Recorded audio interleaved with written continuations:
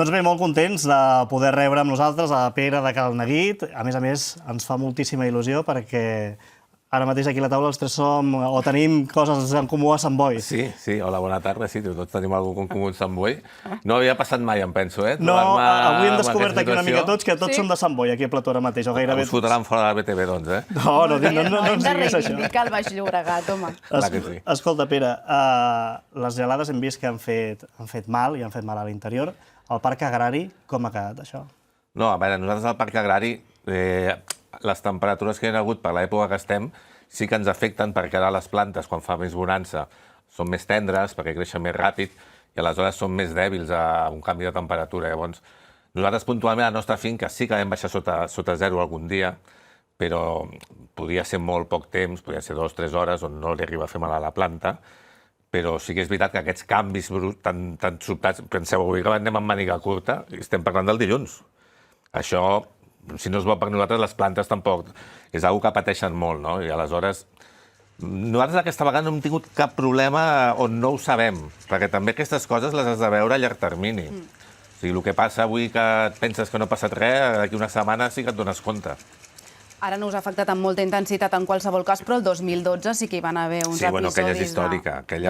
El 2012 va ser el febrer, també. Allò va ser una siberiana, una onada de fred siberià. No sé el que va ser, però tots els pagesos d'aquí al Baix Llobregat ens en recordem perquè va ser... Mira, l'escarola és l'única planta que no he vist gelar-se mai. No et diré que es va gelar, però poder va haver alguna fulla que si no. Va ser horrorós. Si vam perdre... Doncs, nosaltres tenim 7 hectàrees i mitja d'horta i dintre d'aquestes 7 hectàrees i mitja tenim 4.000 pomeres. Teníem 4.000, en tenim 2.000. D'aquestes 4.000 pomeres vam perdre tota la producció. Tota la producció. O sigui, aquell any no vam collir ni una poma.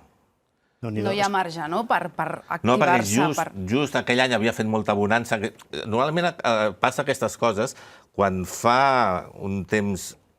Quan ve una borrada d'aquestes, abans ha fet molt bo. No sé per què, si és el contrast o que es vol equilibrar... Al final és clima mediterrani també, que tenim aquests alts i baixos que... I estava, com ara, florit les pomeres, tenien la flor, alguna havia quallat i s'ho va carregar tot. Però abans has dit que potser, a més, no sé, ja t'ho pregunto jo, que no sé si és més important el punt mínim de temperatura al que s'hi arriba o la quantitat d'hores que estàs per sota de 0 hora. Sí, a veure, mira, per exemple, tots els productes que plantem aquí al Baix Llobregat són els productes que sabem que podem plantar per l'època, perquè aguanten les temperatures. I aleshores, que arribi puntualment molt baixa la temperatura no és problema. El problema del 2012 va ser que durant una setmana baixàvem a la nit a 5 graus sota zero i al dia no pujàvem de 2 graus. Pujar de 2 graus al dia no es descongelava el que s'havia gelat a la nit encara. Poseu un glaçó a la nevera, que la tenim a 6 graus, no?, al dematí, i ja veureu que al vespre encara està gairebé sencer. Doncs era això, era aquest. Sobretot és el temps que estàs posat al fred, la planta. Clar, que hi ha un moment que no aguanten. Ara veiem en aquest vídeo que els pagesos van haver de córrer posant llums de parafina, aquests aspersors. Us surt a compte als pagesos tota aquesta infraestructura, tenir-la de manera estable? Mira, pensa que nosaltres, si només haguéssim viscut de la poma aquell any, hagués fet el que hagués fet falta. Si ho haguéssim sapigut, perquè no ens ho esperàvem, ni que durés tant, ni que passés. Si et surt a compte o no, ho veus quan ho portes al punt de venda. Aquesta és una altra cosa. Ara tot això, ara ens estem lamentant tots, però d'aquí 3 mesos la gent no se'n recorda que ha passat això. Però ho notarem d'aquí 3 mesos? Tots aquests fruiters de pinyol que no collirem? No hi haurà fruita d'aquí, l'haurem d'anar a buscar fora.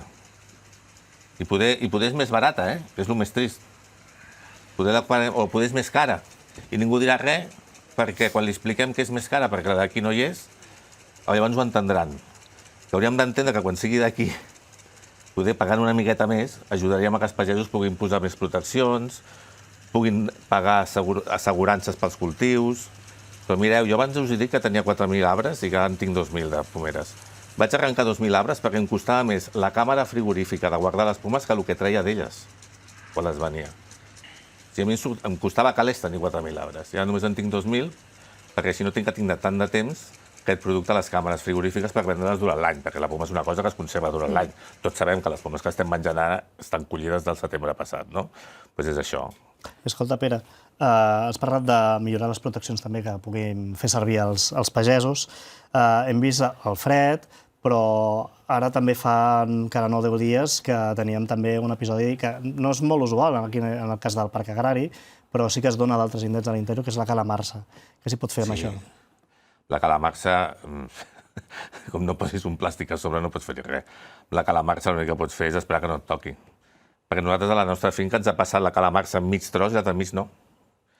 I amb la calamarsa sí que té molt mala solució, perquè la fruita, per exemple, si et toca la fruita, la calamarsa te la deixa marcada. Una fruita que no és bonica, però és així, té una taca, té una marca, perquè quan és petita, allò no li passa res. Una fruita que no és bonica ja no és comercial. La gent no te la paga, l'has de donar a qualsevol preu, i si és gran, i ja està quallada i és bastant gran, aquella ferida és una entrada de fongs, de bacteris, i se't fa malbé. Amb la calamarsa tenim molt poc marge de... L'únic que poden... Sí que a Girona i a Lleida, sí que a les grans extensions el que fan és posar aquestes rets que protegeixen en cas de calamarsa. Que molta gent es pensa que és sombreig, que a vegades també ho és, però sobretot és per protegir la calamarsa. Però aquí, en produccions, amb quantitats petites, no et compensa. És esperar... No és el Baix Llobregat un lloc on patim moltes... On sigui un problema, vaja. No, n'hi ha, però no és el nostre principal problema. Ara parlaves amb el que ens podem trobar els consumidors d'aquí a 3 mesos com a conseqüència de la pèrdua d'aquestes collites, però entenc que també a nivell de llocs de feina suposa moltes pèrdues. Això sobretot passa, per exemple, on tenen els fruiters, que a l'època de la collita han de contractar molta gent. Nosaltres, el que és el cultiu intensiu del Baix Llobregat és horta, principalment. Aquí els pagesos som nosaltres i els treballadors que tenim, i la feina és la mateixa, cullis o no cullis, perquè si has d'arrencar i tornar a plantar, vull dir, la gent aquí no es nota molt això, es notarà més a llocs en grans extensions on en un dia concret has d'anar a collir. Ara, per exemple, si tu tinguessis totes les tomàqueres a punts de collir i et passés una pedregada o una gelada no, perquè a l'estiu no n'hi ha, però esperem, ja hi arribarem. Bueno, espero que no, vaja. De fet, jo també espero que no, però veient el canvi... L'escalfament global hauria de ser tot el contrari.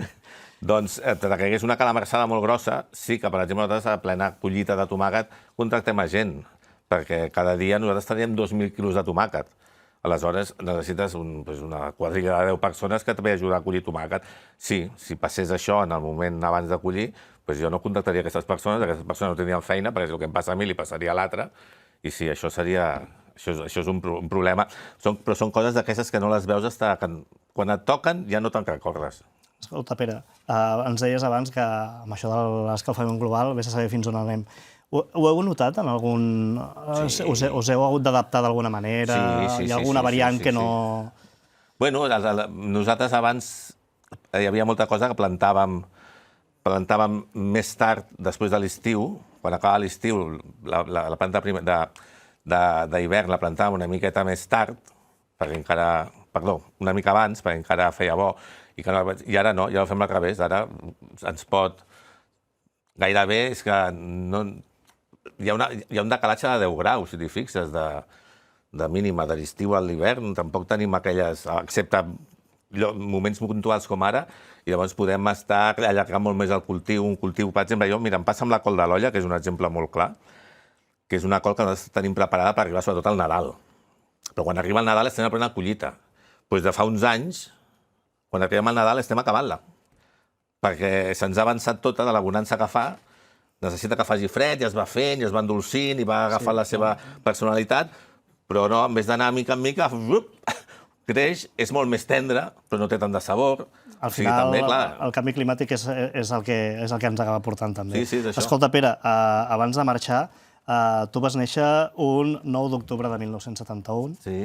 T'hem preparat una petita sorpreseta, que és el mapa del temps del dia que vas néixer. Mira, anem a veure'l.